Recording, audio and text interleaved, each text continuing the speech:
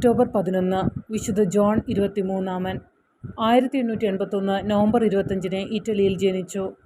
1892 11-ാം വയസ്സിൽ മൈനർ സെമിനാരിയിൽ പ്രവേശിച്ച അദ്ദേഹം 1896 സെക്കുലർ ഫ്രാൻസിസ്കൻ ആയിത്തീർന്നു. 1901 പൊന്തിഫിക്കൽ റോമൻ സെമിനാരിയിൽ ചേർന്നു. 1904 നിയമിതനായ അദ്ദേഹം ബെർഗാമോയിലെ ബിഷപ്പിൻ്റെ സെക്രട്ടറിയായി നിയമിതനായി. സെമിനാരിയിൽ പഠിപ്പിക്കുകയും ചെയ്തു. ഒന്നാം ലോകമഹായുദ്ധകാലത്ത് അദ്ദേഹം സൈനിക ചാപ്ലിനായി സേവനമനുഷ്ഠിച്ചു. ഒരു സെമിനാരിയുടെ ആത്മീയ ഡയറക്ടറായി സേവനമനുഷ്ഠിച്ചു. 1921 society for the propagation of ഫെയ്ത്തിൻ്റെ ഇറ്റാലിയൻ പ്രസിഡൻ്റായി സേവനമനുഷ്ഠിച്ചു. 1925 11-ാം പിയൂസ് അദ്ദേഹത്തെ ബിഷപ്പാക്കുകയും അപ്പസ്തോലിക് വിസിറ്ററായി ബൾഗേറിയയിലേക്ക് അയക്കുകയും ചെയ്തു. തൻ്റെ എപ്പിസ്കോപ്പൽ മുദ്രാവാക്യത്തിനായി അദ്ദേഹം ഒബീഡിയൻസ് എറ്റ് പാക്സ് തെരഞ്ഞെടുത്തു. 1935 തുർക്കിയിലും ഗ്രീസിലും നിയമിക്കപ്പെട്ടു.